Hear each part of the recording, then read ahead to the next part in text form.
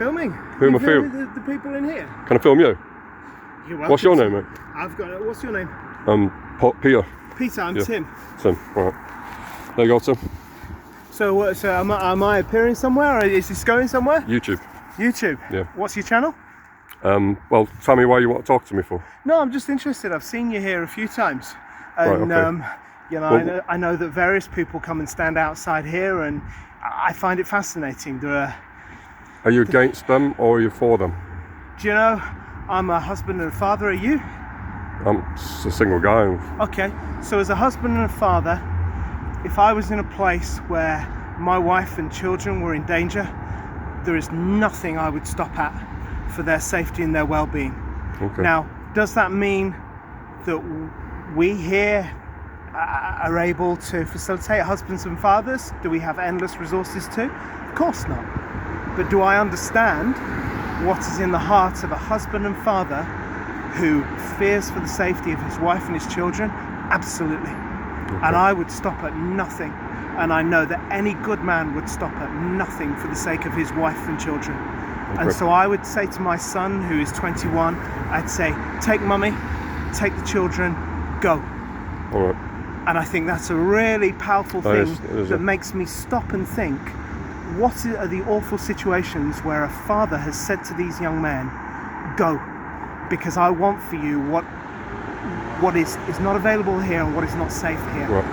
And I think when I hear about 15 million people being displaced in Sudan, and all we hear is headlines about the Middle East, and we don't hear about women and children being raped and murdered and treated in the most horrific ways.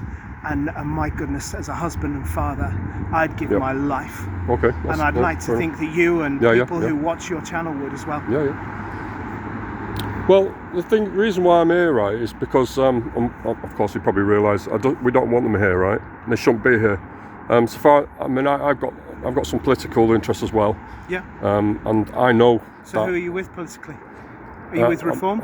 I'm leaning towards Reform, but I'm a little bit concerned about the human rights thing because they'll start making a Bill of Rights for themselves, and I'm not so sure whether they should be doing that. I think there might have to be a referendum on that or whether some kind of consultations. But yeah, I don't know. I'm leaning towards that way because Labour's can I say fucked us over. Tories have definitely us over, right? All right, mate. And so who else can we vote for? Who else is going to save us? I can't think of anybody else. So What party? Can I ask you this? It seems a random question, but I'll explain it. Do you have a mortgage or a pension at all? Because I'm on YouTube. I'm not going to say. I can't say anything about my financial status. Okay. You understand that? Well, I mean, I'm not asking you to disclose details. I've got a mortgage. I've got a pension. Right. And the reason that I say that is because the majority of finance that we benefit from in this country at some point will touch the defence industry. And BAE Systems are a major provider of jobs in this country. It's a great way to put money back into the economy to buy and sell weapons. Right. And the weapons that we produce here are being used in all kinds of situations elsewhere. So whether we like it or not, all of us, even those of us who disagree with maybe what Saudi Arabia is doing or what Iran are doing or what whoever it is are doing, it's weapons that the British people made that are being used to perpetuate those situations. And my pension is growing as a result of the fact that the financial institutions invest in defence companies in order to make a profit. So no matter how much we campaign, and I've not disclosed any of my political feelings about this here. I would like them. I know you would. I mean, you've got to have some kind of opinion. But opinions you're allowed to have. But I do know that I need to be very careful because when I point a finger, there are three pointing back at me. No, don't be pointing fingers. No, but never. I would tell everyone. I know what you mean, but never do that. Anybody who points a finger has three pointing back, and I think we always have to be really careful to ask questions of ourselves before we start thinking about pointing fingers. Yeah, I've never done that. No, I know. But I'm what I've done here, right, is I'm an information gatherer. Okay. I'm not an auditor, right? So all I want is information, and I've got quite a lot of information from these guys, you know. But I have to use my GoPro to do that because they're very scared of cameras. Oh, blimey, yeah. Well, I would be, because I don't think you should be. It's nothing. No, really. It's just I would a camera, be isn't it? Yeah, but if you've come from a situation Yeah, where... but what are you hiding from then? Isn't it? If you're shy from a camera, you're hiding from something, ain't you? Now, my theory is that they don't want their face being shown, because obviously it's on YouTube, it's around the world. So their faces will probably be detected in another country where they obviously came from, maybe. Or maybe that's one of the theories. Or maybe I've got. there are human traffickers who still have their have their passports. Yeah, because for a lot of these guys, their passports are taken off them by the traffickers, so that then they can't bounce back, because the traffickers have taken all their money, and then they take all their identification papers.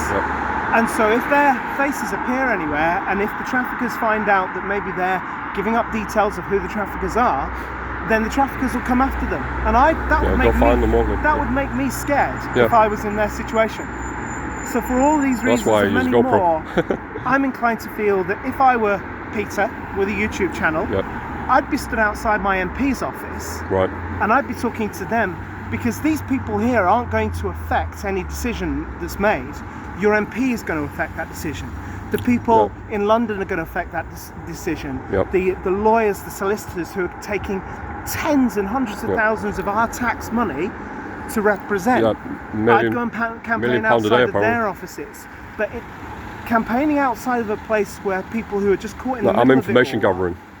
There's a difference. But how many times do you go and stand outside your MP's office or outside a solicitor's office? My MP is useless. Does that? It's absolutely useless. That make a I wouldn't even difference? bother with that guy. Well then, so what? What's the point in bothering? I've got more information here than I have with my MP. How are you going to affect things standing? I'm not trying to affect things. I'm trying to get information. You wouldn't have an YouTube channel if you didn't want to affect things, would you? I'm trying to get information. Once I get information from these guys, then I can take it around and say, right, I've got a different angle.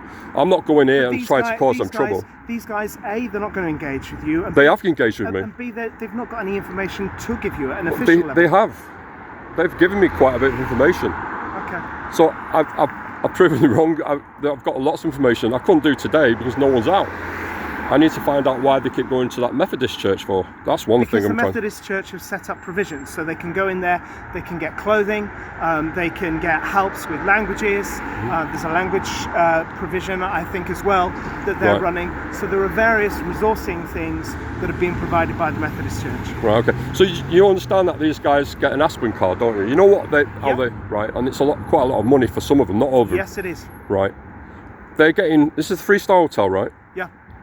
They're getting food. I've already asked them as well, so they've told me that. 3 meals a day. 3 meals a day. Board lodging. Warmth. Anything they want. Ballroom. Sky TV. They're in here for however long. They could be for years, right? We've got people in Trafford. I don't know if you're aware of this. It's a massive problem with homelessness. Yeah. This is my gripe. We've got a major problem here. Do you work with the homeless? I don't, but I know. Have you spent much time talking with people who are homeless? I support them. I haven't. No. Okay, so the thing I would urge you to do is, unless you spend time engaging with people in these situations, it's very dangerous to use them as I don't know what the right word is, to hold them up and say, well, what about these poor people?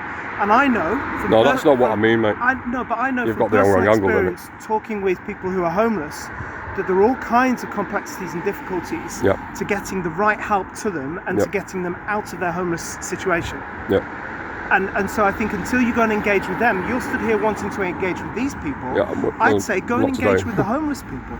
I've spoken to a few of them. I mean, that's engagement. I've helped a few of them, and I've asked them. A lot of them say it's not my fault. Situational problem. The government, would these people also say that it's not their fault because they didn't ask for? But you're right. They didn't ask for rival tribes or rival gangs to come into their but is it right for them and murder and rape and do? But they could be murderers. The police don't know nothing about these guys. No, well, I mean, I don't And know. I'm right what I'm saying. So all these guys, how many is 300 people, maybe even more. But equally, I don't know anything about you. You don't know anything about No, me. true enough, but and I'm whoever's just going watching on. your YouTube channel, they don't know our records. I know, and but we I'm don't just know their saying. Yeah, records. but we know that they possibly could be, right? And there's schools around So here. could I possibly be? So could you possibly be? I'm not, but no, it's not. It's not the point about me and you. It's about them. No, but the point is that we never know. That's what the idea is. Not about me and you, or that person or that person. It's about them. That's what the subject is. And it could well be that a lot of these people are murderers, are rapists. We don't know. And you can't say for one that I'm wrong because I'm right. And that's the idea, to raise this awareness. I don't think all of Trafford understand what's going on here. I really don't think they understand what's going on or even care about it. That's a worry for me. Personally, it's a worry for me. So I'm here to document what's going on. I get information. I'm an information gatherer. That's what I do. And eventually one of them is going to slip up, right? One of them, one day, they'll slip up and I'll have it on camera. And then I can go give it to people like yourself, nice person, and other people, especially the green councillors, who think they're a lovely, doubly people. When obviously they don't even know who they are. They can't say that, but they have said that in a live meeting at Trafford Council. I'd love to be able to say, look, here's a video. They're not that great. They've already given me a lot of shit. They really have. They've sworn at me, effing and jeffing, doing this and doing that. That's antisocial behaviour. I've not done nothing to these guys. No. I'm just a guy here with a camera saying, I'm always waving at them. I'm a nice guy. I said to the one guy last time, I said, listen, I'm a nice guy. I'm only here for information. On a communication note, on a communication note, and I mean this with warmth, but don't wear dark glasses, because actually eye contact, anywhere you go in the world, eye contact counts for a huge amount. And standing here wearing dark glasses, it raises questions in people's minds, and many people. I think it's more my camera more than anything. I know, but on a grey winter day, actually, standing here wearing black glasses, I can't see your eyes, and I'm stood barely a yard from you. And you know, we want to engage with people, don't we? And we want to have conversations. Well, yeah, true and enough. it's hard to do that when you haven't got eye contact, and that's really, well, really you're doing important. quite well. Because I'm a professional communicator, it's what I do. You're a professional communicator, you're a journalist. No, I'm not, but I communicate with people all day long. I'm regularly on video calls and all the rest of it. Okay. And so the way that we communicate matters, and dark glasses... There's a no-no for you. All right, okay. And I'd feel, I'll take that I'd on board feel intimidated, especially when the sun's not even shining. Well, they're attractive. They can show more light, actually. They're really cool glasses. That's great. Anyway, Peter, I've got to go to work. All right, mate. Well, it's good to meet you. Are we going to shake hands? Yes, we are. When I can do that. There you go. There you go. Take care, man. Thank you, Peter. Thank you. Bye now, mate. See you again. And that was a very good interview with that guy, whatever his name was. I didn't expect that. But there you go. He's obviously in favour of these guys. He's not really against. Obviously, but he's got the wrong angle, totally wrong angle, but I was pleased to be able to give him the right angle.